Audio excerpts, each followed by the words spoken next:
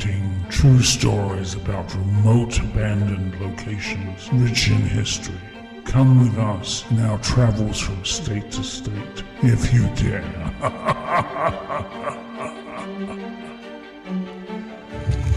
Middle of nowhere. Be the last time anybody sees us alive. I don't know where she has us, but we're gonna get something filled. Hello? Judy, there is a beehive over there. Do you see that in the hole? Buckle up, Buttercup. Welcome to 50 States of Madness. Hi, Gina. Hi. Welcome to 50 States of Madness. Welcome. We finally got this rolling. We did. I'm so excited. It's kind of been an adventure. If you want to kind of share with everyone, well, first we want to say welcome to our very first episode of 50 States of Madness. Welcome. This wasn't supposed to be our first episode, but it's gonna be because at this point, it's just it is what it is. We've experienced the most frustrating month of trying to get the sound quality on this podcast. This has been a journey, and when we got it, I felt like we hit the lottery. Yeah, I wanted to cry. We screamed today. So loud. We weren't even supposed to record today. No, we are not ready. Clearly, by the way we look, this was not even supposed to happen. So back up. So let's just back up. Yeah. We have been trying to get this episode recorded for about a month now, and we have all the equipment. Like, we bought everything. Like, we've had so much help from people. Yeah, like, people have been so helpful. Ted, Shannon's dad, Dan Clary has been amazing, absolutely amazing. He's he's tried to troubleshoot everything because he has his own podcast. He does, Rare Form Radio. If you're not subscribed, go to their YouTube, podcast, Facebook, Instagram, everything. I've been a longtime friend, listener, everything of them, and they're amazing. Yeah. So he has helped us tremendously with all of our equipment and everything. And we just had literally, when we were recording, when we sounded great, played it back, it sounded like we were underwater, 50 feet underwater. Yeah. So he came over last night. He's trying to figure it out. Nobody can figure it out. Well, we ended up being one $30 cord. Well, not even that. It came with the Rodecaster. Yeah. So it was a cord that we didn't even have plugged in. We were trying to get fancy, guys. We were trying to get fancy and connect this via Bluetooth. Yeah, don't do that. Don't do it. No. Sound quality is not the Bluetooth. Yeah. So anyway, we literally tonight we're just like, okay, we're just going to test it out and see if it works. We're going to plug this little cord in, and lo and behold, here we are. And we said, you know what? Screw it. We're going to record. We're recording. That's so it. If you're watching the YouTube version of this, we apologize for our looks. Very but at sorry. This point, we're literally we're up against the clock on trying to record enough to get them out one a week. So, and so we grabbed our matching sweatshirts. Yes. So we have our matching Carissa sweatshirts. Didn't even care about our hair. Clearly. This is probably, to be honest, this is probably what I'm going to look like every episode. Yeah, it's not. It's actually, you know what? To be honest, it's not too far. Yeah, I'm not trying from to get what we're going to look like. Yeah. I have a cut on my finger, so I have a cool little Band-Aid. Like, we're a mess, guys. We're a mess. But anyway, it's going to be fun. It is going to be fun. Before we start, though, I want to thank some more people because everybody has been beyond amazing and supportive. So supportive. Some of them are more excited than we were. My family, because we're doing this here in my home. Oh. Just a disclaimer, if you hear dogs barking, my Bubbies is down here in his bed. And he's got quite a barker on him. So he's doing so good today. He's doing good today. Yeah. Shout out to my family. Your family. My family's been amazing. Absolutely. Shannon's family has been amazing. Oh, I hardly spend time with them lately because we've been doing this. We've been doing this. Nobody has seen much of us except each other. But my friends at work have been so supportive and so amazing.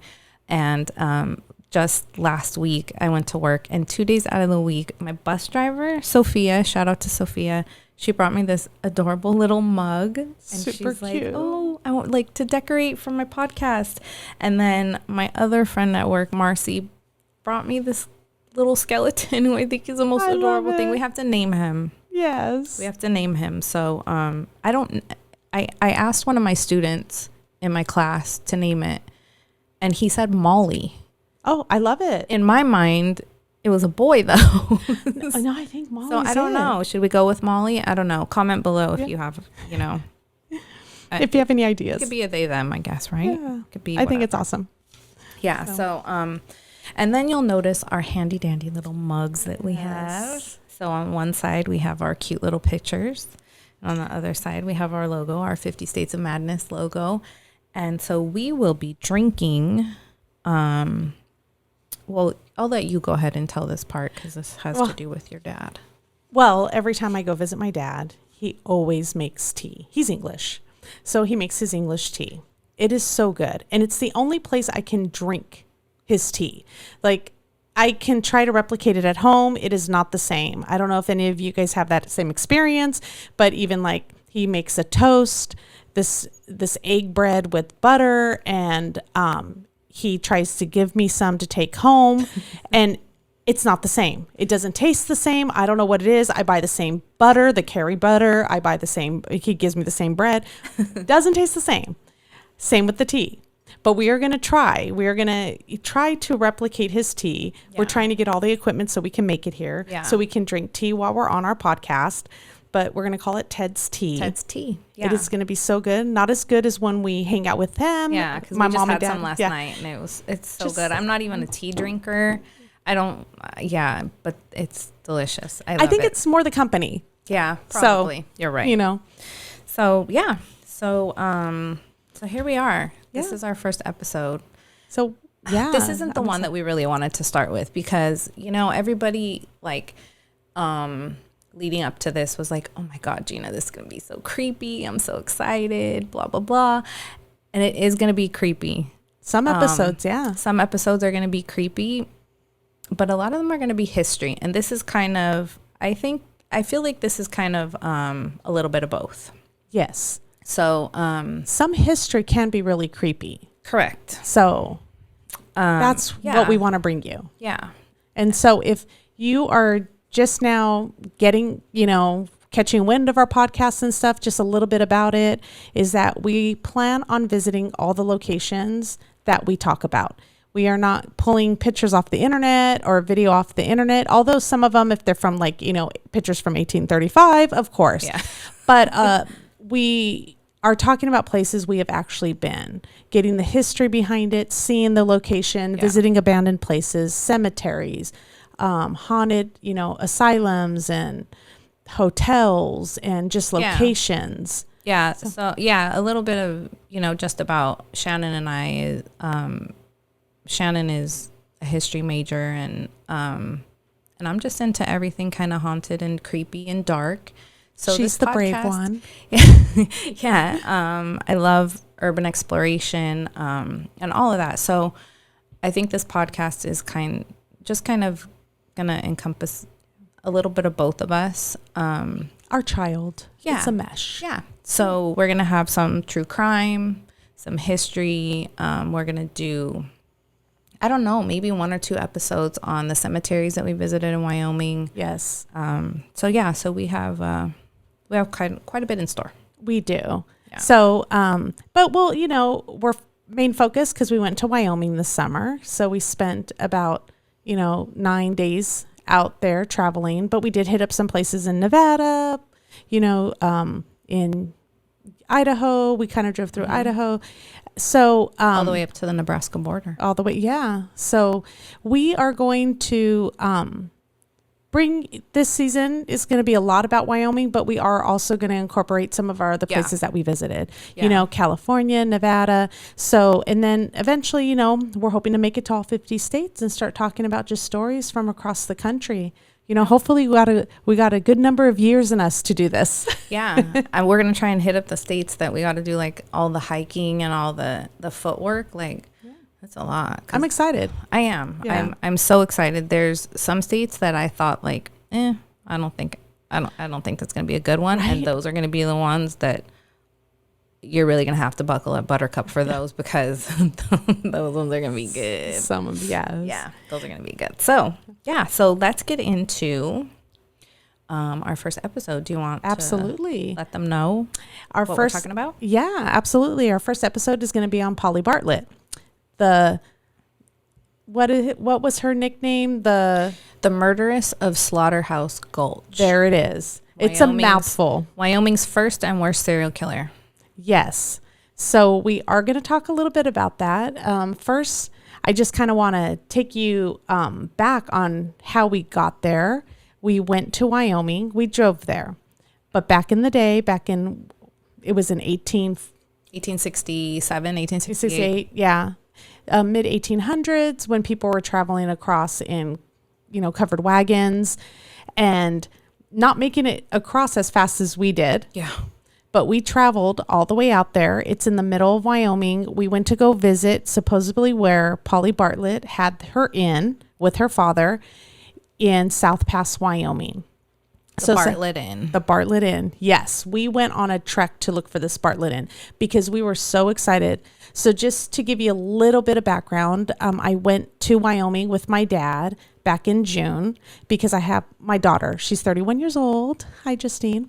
And and she lives out in Wyoming. She's a respiratory therapist out in Thermopolis, Wyoming. And so I visit her a lot. And so in June, my dad and we stumbled across South Pass. So after I got back, I was kind of talking about Wyoming with Gina, and we started talking about, hey, we need to really talk about these really cool places and start a podcast. Well, we ran across the story because we were talking about first episodes that we're going to do. The first state is going to be Wyoming. What are we going to go see? And we came across Polly Bartlett. And I was floored because I told Gina, I went there with my dad. There was nothing on Polly Bartlett in South Pass City. You would think there'd be some kind of plaque, signs, everywhere. Stories, something indicating that this happened. No, really cool stories about this town. Don't get me wrong. Beautiful, beautiful, cute little 7-person town in Wyoming. Population 7. Yes. And so... and that's no lie. No, it's not. And it sits about 7,500 feet in elevation, about an hour outside of Lander, Wyoming. It's a beautiful, beautiful place to visit. It's in the Shoshone National Forest. And you're going to find that I might mispronounce places, names a lot of times. So please forgive me. I'm asking for forgiveness ahead of time. So Gina and I'm like, I know where this South Pass is. We need to find the Bartlett Inn. I'm familiar with this area. We are going there. And so we spent time searching for this Bartlett Inn and searching. And before we go into the story about Polly Bartlett and how we got there, we just, we visited South Pass and we went on a day, kind of like around 5 or 6 after South Pass was closed, because it's now a historical landmark site. And there are visiting hours, even though it's an open town and you can probably walk through after visiting hours. Because we did. We walked up and down the streets and stuff. Just kind of, you drive around, you look around, and nobody was there to ask any questions or to give us directions to the Bartlett Inn. At this time, it's 5, 6, but it doesn't get dark till around 9:30 over there in the summer. So we weren't too worried. I have a 4x4. I recommend doing this in a 4x4. Yes, don't attempt this in a car. Yeah. You're not going to get very far. Yeah, it's a lot of dirt roads. And so we knew, based on articles we read and all the information we gathered before we went up there, that it was about 3 miles east of South Pass. And boy, did we try to look. We used the compass. It's so funny. It's funny now just to think back of everything that we went through to find this place. Yeah, and we were stopping at every abandoned place. And we had a photo. There's actually a photo, and we will have it here. And there's actually a photo of the Bartlett Inn. And I do that in quotes because you come to find out that maybe Polly might not have been a real person. Yeah, we'll leave that up to you. Yeah, you guys can decide. But based on our research, probably didn't exist, just giving it to you up front, but we are going to tell you the story about it. And so we are driving around and we're trying to match these abandoned buildings that are about 3 miles east of South Pass to this picture that we have. And we're thinking like, look at this could be it. Maybe it, you know, we got excited every time we saw another building. We're counting the windows on the side of the building and nope, that's not it. Okay, keep driving. Okay, we're at 3 miles. We're 3 miles east, right? The compass says east. Yeah, the compass says east. Yeah, There's let's try this. Here. I know. And my biggest concern is because when you're up in these mountains, and once you lose service, because a lot of times you don't have service. No. I need to remember how to get back to the main road. Yeah. Because I am taking just dirt road here, dirt road there, just trying to find places. Finding a road, turning and driving. And again, these aren't paved roads. Like, no. This was a mission. And it's just Gina and I. Yeah. So, we're by ourselves. Yeah. So, we are concerned for our safety because, again, true crime. Yeah. And our family, before we left, they're like, good luck. Hopefully you won't be on somebody's podcast, kind of sending us off that way. Yeah. It would be kind of cool, but. First story, my daughter's like, I think I'm going to be the one telling the story about how you guys disappeared, so. Yeah. So we were. All of our notes are in the trunk. Yeah. We brought our equipment, so just set it up. Yeah, we did take precautions. I mean, we had our location pinged by family members. We did. They can find it. Like, we did not go out willy-nilly on this thing. No. We thought about it. So, but this particular day, we were a little bit off the grid. Yeah, we were. So, we could not find it. No. No. Gina, you called the next day. I did. South Pass. I did. So we got back to Justine's house after visiting South Pass, and we started to just Google a bunch of stuff and research the story a little bit more. Why can't we find this in? Yeah, like what's going on? Like there's a picture of it. Who took this picture? The Wyoming Historical Society. Thank you. Well, based on the Cliff notes or whatever. That's who got credited for it. Yeah, not necessarily if it's not by them, then Well, I mean, when I saw that, I thought, okay, this is legit. Like this is a legit picture. So Wyoming Historical Society. Got to be here somewhere. There's directions, for God's sake. Yes. It's telling me it's 3 miles east of South Pass. It's telling me where to go. Yeah. So we go back and we're researching and we're reading and I just told Shannon, I said, you know what? The more that I read about this story, first of all, if you Google this story, now I'm going to tell you the story of Polly Bartlett, but the actual story of Polly Bartlett is very, very detailed. Yes. There's quotes, there's pictures, and I apologize if you can hear my dog snoring at this point because now he's fallen asleep and I know that I can hear it. He's so cute. Yeah. So Blue Dog is snoring away. I just put up a picture of the Bartlett Inn. Okay. So that they can have you're an watching idea. the YouTube video. This is what we were looking for. So, so I said, this is like so detailed. Like in the 1800s, like they got quotes, they got pictures of these people, of all of their victims, of all these men that she killed. And there's a picture of Polly Bartlett, for God's sake. There's a picture of Polly. But then the more that I started to read, the more I realized that there's no mention of this story before 1963. Yeah. So prior to 1963, there's you hear nothing of this story. No. So I'm like, okay, wait a minute. Like something's a little off. I'm gonna call he's really comfortable. I'm gonna call them tomorrow. I'm gonna call the little historical place in South Pass. So I did. So I called. Very nice lady answers the phone, and I said, "Ma'am, I have a question. I'm looking for the Bartlett Inn, and I was wondering if you could help me. We were there yesterday. We drove around, and we weren't able to find it. Could you just maybe give me a little better direction than all I know is 3 miles east of South Pass?" And she kind of chuckled, and she just said, "Ma'am, I hate to burst your bubble because you sound real excited, but if you find that Bartlett Inn, you let me know. We weren't the first one to kind of look for it too. So but then, you know, at that point, between the research that I had done and then listening to her, my dreams were shattered, because then I started to realize Polly Bartlett is an urban legend. yes, but you know what? It didn't shatter us so much that we didn't think, you know what? We are still going to go down there and talk to somebody. Oh yeah.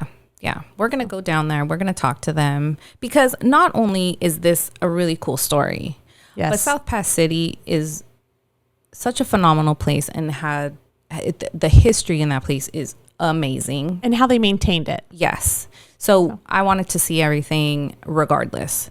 So, so we took a trip down there the following morning, and we literally showed up. Nobody knew we were coming. No. We walked into the little visitor area, and we asked the lady there, I forgot her name.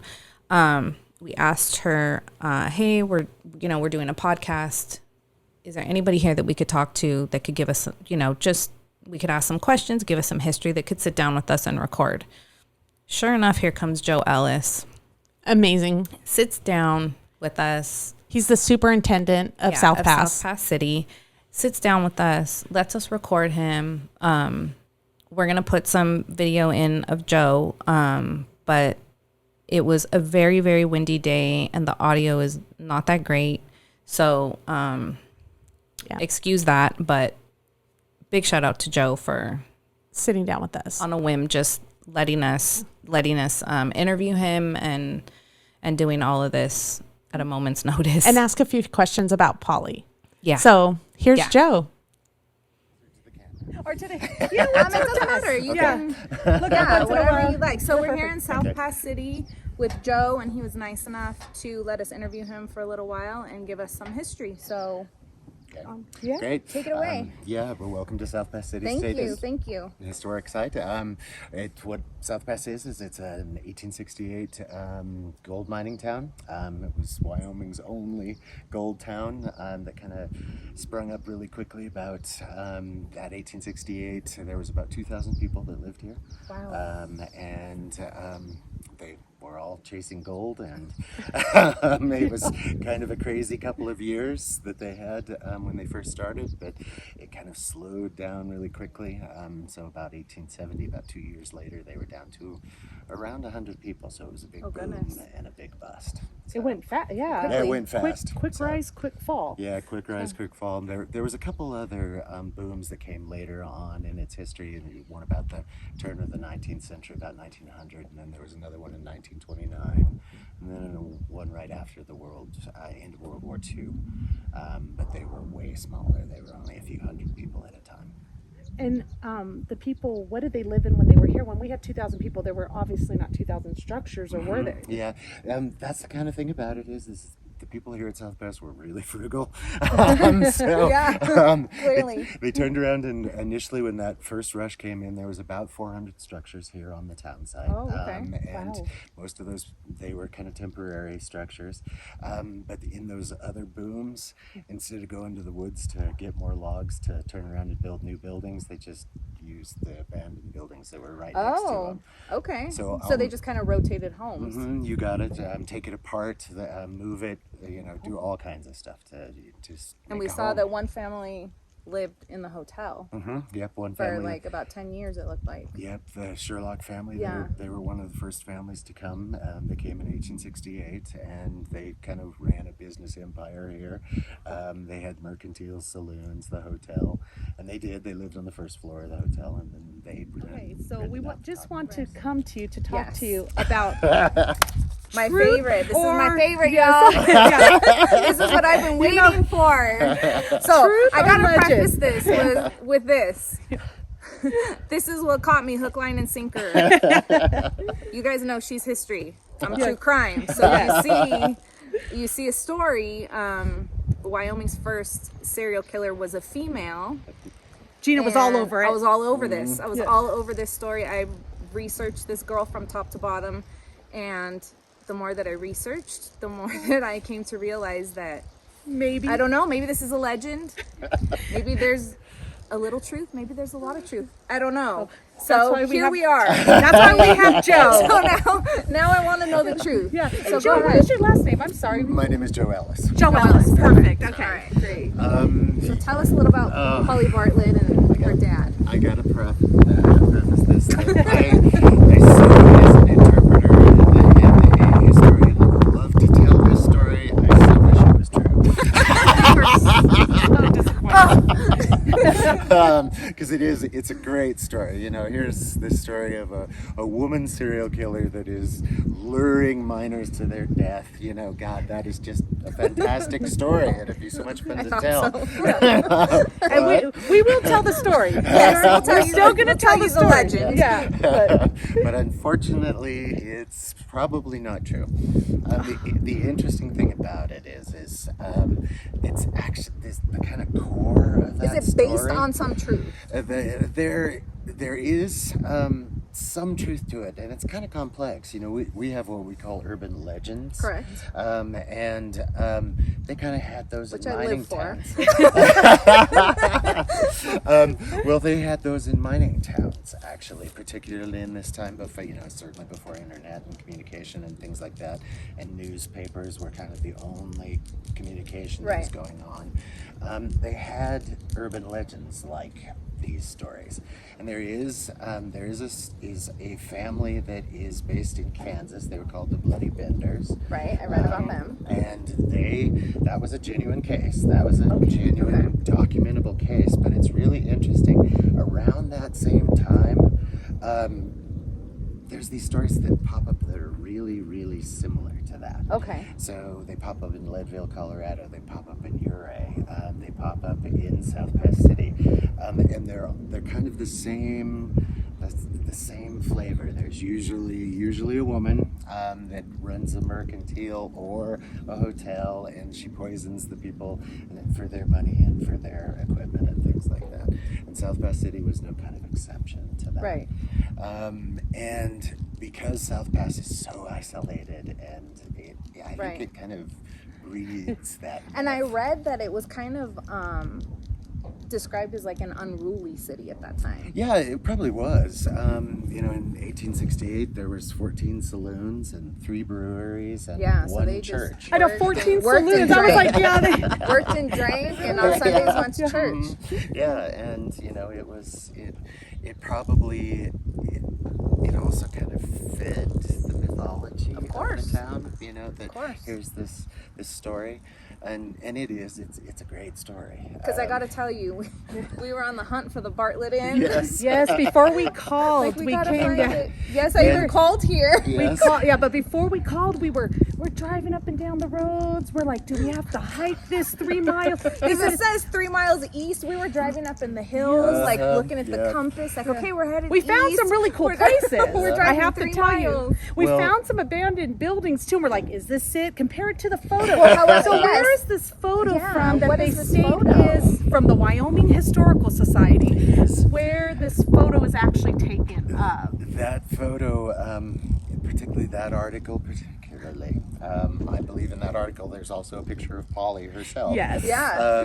And unfortunately that's not her. We don't know who that is. Okay. Okay. And that sort of thing. The photographs in those articles, they're scattered all over the state. Okay, because they actually have pictures of her victims. Yes. Yes. They have names. They have quotes. Yes, I know. Well, that's when we got a little bit suspicious because we're Well, when like, I who's read keeping track of these That quotes? there's no documentation of this pre-1963. Yep. The first documented case or any writings of this Yeah. was 1963. That's when I started. Well, and what I tell people is, don't get discouraged. Keep researching. You might find out that she's real. Yeah. Right now, we just haven't found her. I'm going to. We're on the Just do hunt. it. You guys heard that, right? Keep researching. Because I would, like I said, I would love it if she was real. It's a great story. And that's one of the things about it is as South Pass transitioned from, there were actually people living up in South Pass City until the state took it over as a historic site. So it really kind of wasn't a ghost town, but they were trying to promote it as a promotional thing. And that story does a good job. It brought you guys here. It did. Let me tell you. You know. Yeah. Okay, thank you, Joe. We'll see Joe a couple times in this episode. We had a pretty long interview with him, and we asked him questions about a bunch of different things. So should we get into the story of Polly Bartlett? Yeah, let's talk about Polly Bartlett. Okay. So I'm going to do some reading here because as we both will be on most of our episodes, just because it's, it's not easy to tell a story. And I want to make sure that I'm telling it right. If I memorize it, who knows what I'm going to throw in. So, as we said before, Polly Bartlett was Wyoming's first and worst serial killer, the Murderess of Slaughterhouse Gulch. So, Polly and her dad, John, they left Cincinnati, where they were living, and they owned a bar there. John owned a bar there. Polly was a barmaid. And apparently things were not working out. They headed to Colorado, and sounds like they kind of ran into the same issues.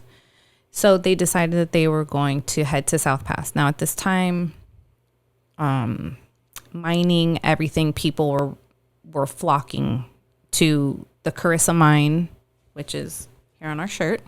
And by the way, the Carissa mine is still there in South Pass. It's absolutely beautiful. If you're ever in South Pass, you got to check it out because it's amazing. So people were flocking there for money, for gold, for everything. So they decided, we're going to go there. We're going to open up an inn. We're going to call it the Bartlett Inn. And we're going to open it up to all the miners that are going to work there so they have somewhere to eat after they're working in the mines all day, somewhere to eat, somewhere to get a good night's sleep so they can rest and get up and work again the next day. So at this time, as we heard Joe say, South Pass City was a pretty unruly city. So it wasn't super unusual for people to just mysteriously go missing. So Polly and her dad kind of took advantage of that. So with so many men coming through South Pass, Polly got pretty good at preying on these men because basically all these men had money. Yeah, I mean, they were traveling across country, so they were probably permanently moving. Yes. So they had all their belongings or everything. Because they never stayed in one place for very long. Everything they needed just to get started. Yeah. So they kind of just carried everything with them. So this is the part of the story that kind of is, a little on the creepy side. The fact that Polly's doing this with her dad. Disturbing. It is, because Polly would, lure these men in to the Bartlett Inn. And I'm sure she was dressed seductively, and she would get them to come in. She would offer them some whiskey. Wyoming whiskey. Shout out Wyoming whiskey. Offer them some whiskey, get them a little tipsy, get them drunk, and then offer them their dinner, in which she would lace with arsenic. And she'd sometimes seduce them. She would. And then her dad would come in afterwards. Yeah. Okay. Yeah. Yeah. Weird. Yeah. Not too cool. So anyway, in a matter of a few months, Polly and her dad did this to about 22 men. Yeah. So I just put up pictures of some of the supposed victims that we found across the internet. Yeah. So there's pictures of her victims.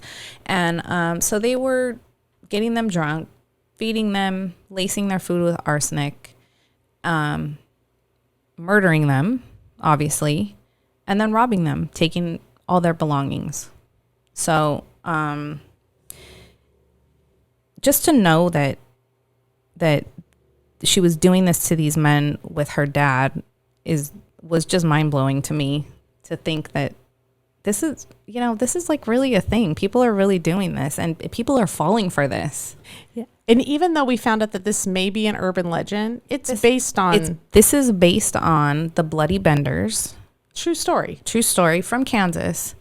And this was an actual case of where this happened. And at that time, people would just make up these urban legends. From town to town. Mm-hmm, from town to town. To warn these men. So this was, this was based on a true story, basically. Yeah. So an upwards of 22 men is, was their grand total. So Polly had one lone survivor, and that was Edmund Ford. And we have a picture of good old Ed. And so Ed was allergic to alcohol, so he declined when Polly offered him the good old Wyoming whiskey. He declined. So, but he grew very suspicious of the Bartlett family. Yes. Well, because I think the father walked in prematurely, and he was wondering why the father was coming into the room, because the father thought that he was already dead or dying. Yeah. So it was just. So I think they were a little thrown off with him. I mean, who didn't want whiskey? Yeah. And then he ended up being able to get away and leaving the inn. Yeah. So he left. So a month or so passes, and when the son of a wealthy mine owner, Theodore Fountain, failed to arrive on the stagecoach at Point of Rocks, his dad, Barney, became pretty concerned. And after some time passed and still no sign of Theodore, his dad hired 3 teams of men to go on the hunt for his son. So a week or so later, the scout came back and reported that Theodore's trail ended at none other than the Bartlett Inn on August the 13th. And there's the Bartlett Inn again. The good old Bartlett Inn. So, Ed Ford's brother Sam had also gone mysteriously missing at this time.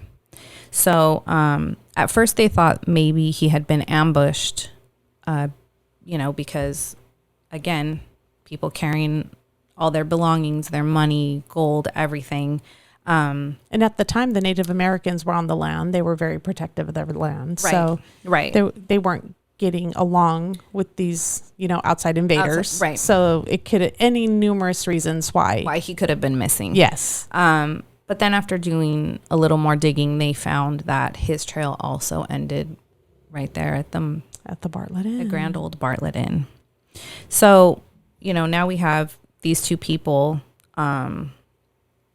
mysteriously missing.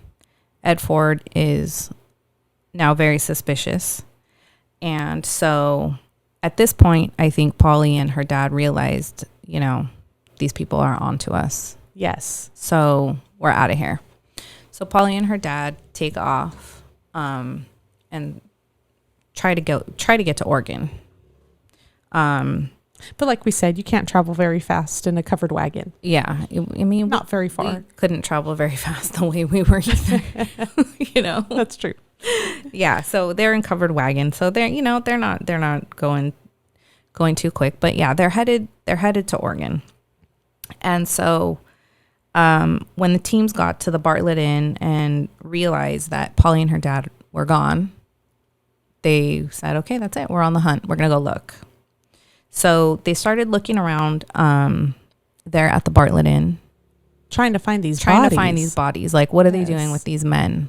Are they buried here somewhere? What's the deal? What are they doing with all these people? Because obviously at this point they realize that it's not just these 2 people that are missing. Yes. It's more. So they realized that the only place that they hadn't looked was in the cow lot.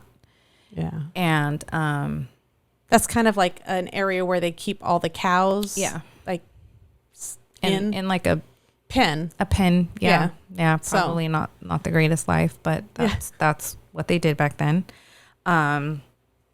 So they started to do some digging around in the cow lot, and they started to discover some human remains that were buried in the cow lot. And the way that the story is told, I mean, they say that she's just drugged them, poisoned them. The dad came in and buried them. Yeah. However, Ed Ford's brother was found. Wow. But he was identified by his ring. He was a Freemason. So he was identified by his Masonic ring. So there weren't which a lot of the body left, according to the story. Well, according to the story, so it makes me kind of curious, like what happened, because it's not going to decay that quickly. Yeah, because this only took place from like April to October. April to October. So not very long. Not a very long period of time. So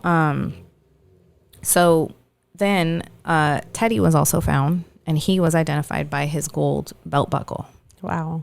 So not too sure exactly how these men were murdered, but maybe it sounds to me like a little more than just arsenic poisoning, but yeah, who knows how they supposedly disposed of the bodies. Yeah. So we'll leave that to you guys to write your own version. So 2 days after this, a $13,000 reward was set. And after some searching, Ed Ford caught up with the Bartletts, and they were still in Wyoming. They never made it to Oregon, and they were in the Hoback River Valley. So as soon as John Bartlett saw him, he immediately pulls his gun out. However, Ed Ford was a little quicker, and he shot him dead. So Polly's dad, John, is done. So they take Polly into custody, and they take her to Atlantic City. Not the Atlantic City that y'all are thinking of. No, there's this cute little Atlantic City that's about 3 miles east of South Pass. No, it's just 3 miles north of South Pass. That's right. That's the Bartlett Inn. The Bartlett Inn. Yeah, 3 miles north. Yeah, you're right, of South Pass.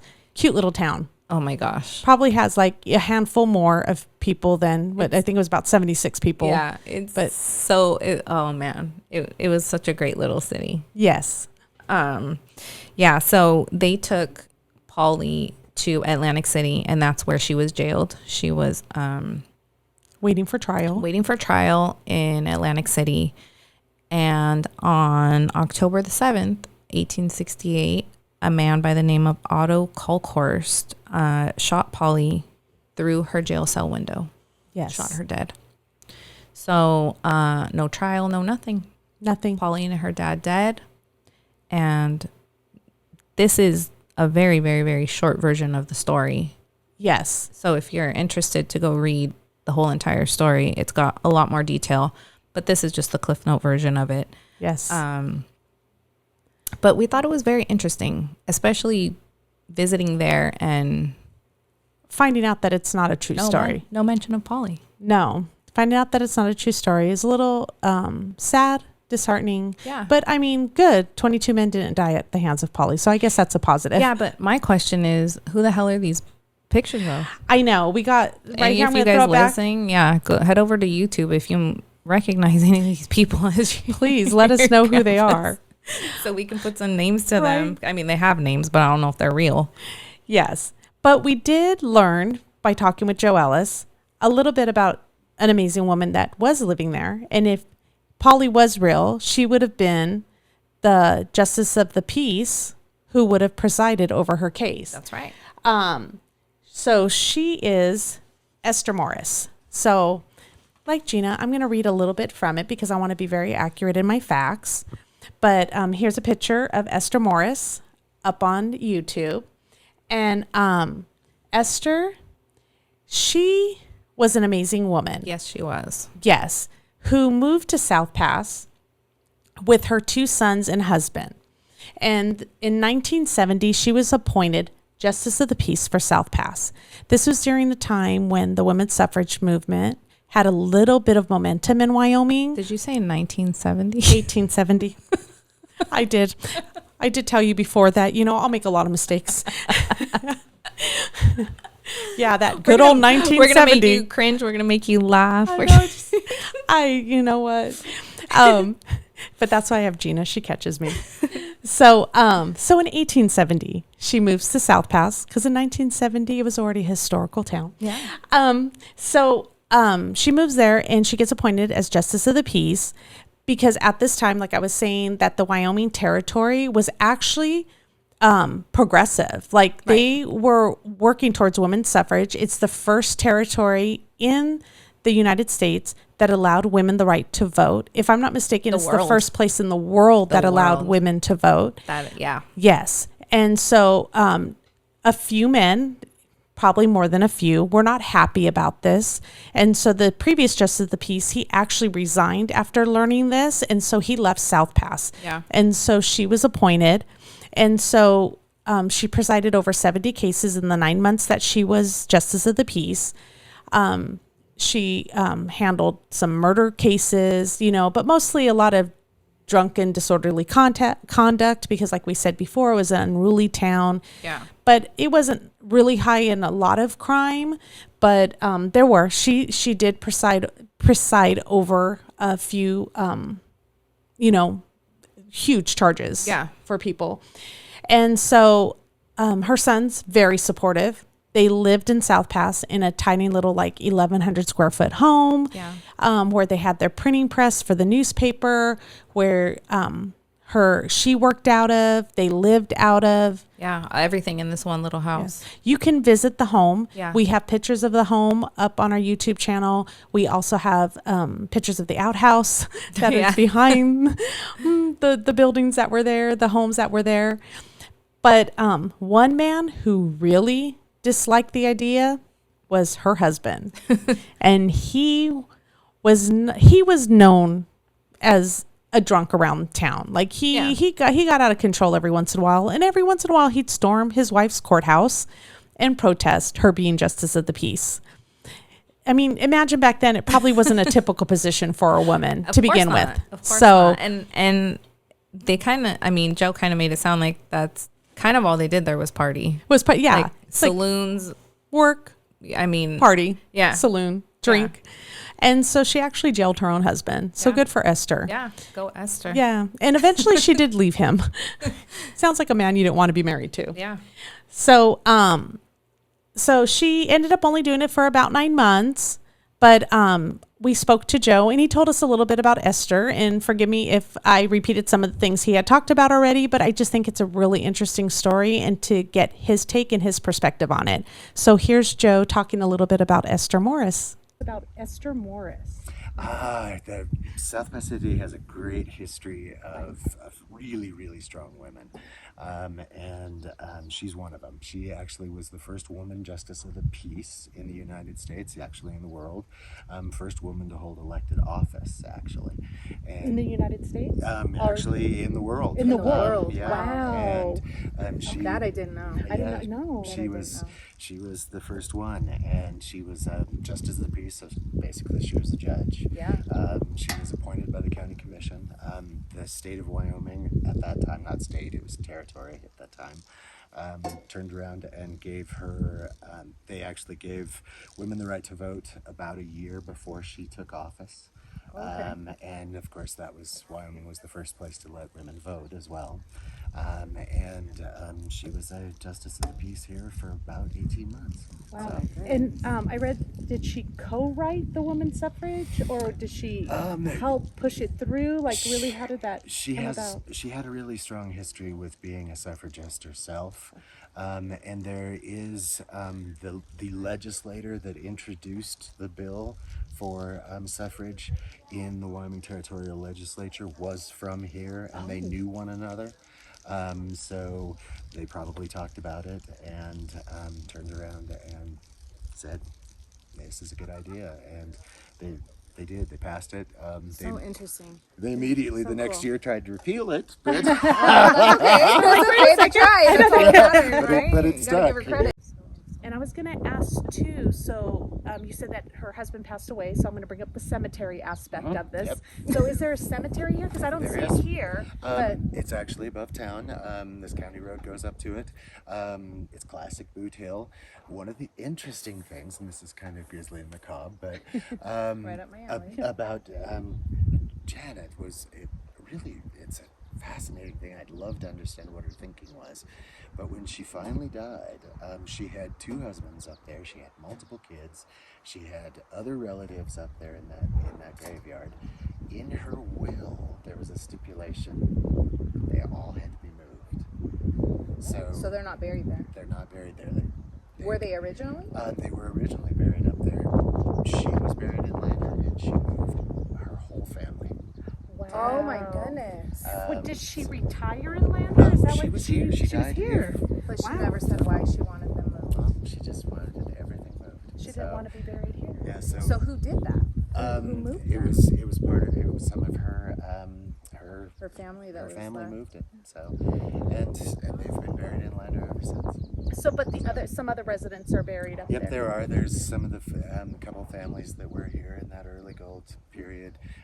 There's a couple gravestones and things like that. It's a neat old cemetery. Oh, so. we'll have to check it out. And are there any stories associated with that gravesite, or it's pretty peaceful and calm? It's pretty peaceful and calm. Good. You know, a lot of people, you know, it's an old abandoned town. You kind of ask questions about Yeah. the ghosts and Yeah. things like that. I've been here for 18 years. You're like, if people come for all different things, Yeah, right? oh yeah, people come for all different things, and you know, I kind of wish one of them would say something to me, but they don't. You've been here this whole time, and you're like, haven't heard or seen anything. That's good. That's Okay, how we that's want to good. keep it. Yeah. We want to keep Yeah. it peaceful. So, We like the peace. It means that people here were happy. Yeah. Yeah. So. Absolutely. Yeah, so, but there's lots of stories about the town itself, and it was a hard scrabble place. The people that stuck around, it was a lot of work to stay here, and they Yeah, I'm stayed sure. right up to the end. Wow. So, That's so amazing. Well, All thank you so right. much Thank for your you so time, much Joe. for your Yeah, we really time. appreciate it. you I guys really are welcome. Yeah, So, thank This. you. I Come know back. this is a Oh, huge yeah. thing. Oh yeah, for sure. We'll will be back. definitely call you and let you know If when I find not when if she finds when Polly when Bartlett. I find Polly and the Bartlett Inn. Yeah. I And when we might decide to air just this. buy it. I might just buy it. You know? Turn it into my own saloon. Oh, yeah. Well, let me know if you do, because it would be a good story. Yeah, I will. I So, will. Thank you so much. People are so disappointed when you turn around and tell them that, you know. I was, well, I gotta it's- say. it's an My urban heart myth, sunk a little you bit know, when I so- read that last yeah. night. I was like, We were on this high, like yes, and then it just. yeah, just slowly like, went yeah. down and But can you do? You know, that's what we're here for. Okay, Tell the so truth, tell thank the you, truth. Joe. And as you heard Joe talk about Esther Morris, he also talked about another huge, personality in Wyoming, Janet Sherlock, and the Sherlock family. So we had some questions that we asked Joe, and one of them was, "Is there a cemetery in South Pass?" Yes. And so, because, we were visiting all the cemeteries in Wyoming, and he said, yeah, there absolutely was. And when Shannon and her dad had visited 6 weeks prior to us being there, she didn't know if there was a cemetery there. I didn't or even not. think to ask. Yeah. So yes, there, I'm sure, Yeah. All towns have their cemetery. you had to ask because Yeah, I I was had to- there. Yes, of course. So he said, it's actually just a mile up the road. And so we drove a mile up this hill, and sure enough, there was the cemetery, South Pass Cemetery. And it pretty much, they all kind of look the same. They're old. All of the grass is, just weeds and brown, and they have a gate or a fence of some sort around them. And so we drove up there, and we got out, we started looking around, and the more we started to look, I was like, Shannon, there's only 3 people buried in this cemetery. Yes. And which was odd because, the other ones that we had visited, it was full. Like there were people Yes. there. And these aren't huge cemeteries, but it was full, this area, and this was a cemetery that was the same size as those with only 3 people buried.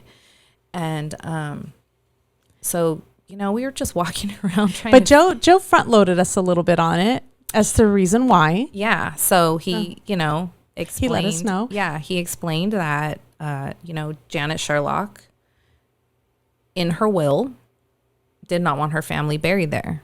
She Yes. wanted them moved. So originally when they all passed away, she had 2 husbands that were buried there in South Pass, and 2 or 3 children. Yes. I can't remember how many children, 2 or 3 children. And so upon her death, in her will, she said that she wanted everybody to be moved, and she wanted to be buried in Lander, which is about an hour away from South Pass City. So for what reason? We don't know. Who knows? I mean, Joe didn't know. yeah. So as we were walking around the cemetery, we started to see these areas where it looked like basically like bodies had been dug up. Like divots Yeah, in the ground. Yeah. And the size of a casket. Yeah, the size, like an adult casket. Yes. And so, we started to think like, oh my God, do you think this is where they were buried? And they were dug up because it looked like somebody basically had dug it up, thrown a little bit of dirt on top of it.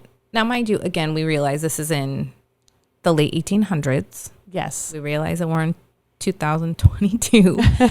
Some time has passed, but I don't know what else could that possibly be. Yeah. And this was in 4 or 5 spots. Yes. There were 4 or 5 areas like this that had happened. And so kind of matched the story that Joe told us. Yeah. So about her having her whole family moved. Yeah. So that was just, it was really interesting. That was something that was really interesting that we found. And if you go to our YouTube channel, you'll see the video of us walking around there. Yeah. We have tons of pictures and tons of videos that we took driving there and, walking around, just the whole city, just everything. Everything was really, really beautiful. Absolutely. So, well, that's the story of Polly Bartlett. And all the amazing women from South Pass. And, and that's the reason why we like to visit these places. Because if we would have just went on the website, we would have taken, the story at face value. Yeah. And there are 2 or 3, I think, podcast episodes of other podcasts out there on Polly Bartlett. There's not a lot. No. Like as far as YouTube and stuff like that. But I looked up to see if there was any other podcasts and YouTube stories about her. And there are a few. And they're telling it like it actually happened. Yeah. But if you go and visit and you talk with the people in South Pass and you actually see the place, you'll realize that it probably didn't occur. Yeah. And it is an urban legend. Yeah. So as sad as it was for us to learn this, we're happy to bring you the truth. Yeah. So really happy. Yeah. But thank you so much for listening to our first podcast. I'm really excited about this, and I hope you stay tuned for future. We're going to be talking about, insane asylums, cemeteries, tell you really interesting stories. We have a really interesting story about a prison that we visited in Wyoming. Yeah, we got a really cool opportunity with Paranormal Peeps. Yes. Paranormal Peeps is their podcast, and we met them when we were going for a tour of a prison in Wyoming, and we were able to do a nighttime paranormal investigation with them. Yes, they invited us along, and I do have to say that the podcast community has been so kind and so helpful, and really, that's who we've reached out to for help with some of our troubleshooting, and just a shout out to them for being so helpful. And definitely subscribe to Paranormal Peeps. It's really interesting. Yeah. It's a really cool episode. They caught some cool EVPs and so hopefully it's on the Frontier Prison. The Frontier Prison in Wyoming. Is the episode. And so hopefully we can reconnect with them at some point, maybe in Nevada, and do some paranormal investigations with them. Or if they're here in California, there are some cool spots to investigate too. So even though that's not quite our thing, it sounds like a lot of fun. Yeah. But make sure you tune in for future episodes. Gina, where can they find us? You can find us at YouTube. Everything is at 50 States of Madness. YouTube, TikTok, Instagram. We have a website. We have our website. Yeah, it's a little under construction here and there, but as time goes on, we'll be posting our episodes there. You can find the podcast on pretty much any podcast, platform. Any platform. Yes. And so if you are only listening, head over to either our Instagram or to YouTube to check out the pictures, because for every episode of our podcast, we took tons and tons of videos and pictures. So thank you so much. So that is it. So thank you. And we will be back next week with another episode. Thank you. All right. Thank you.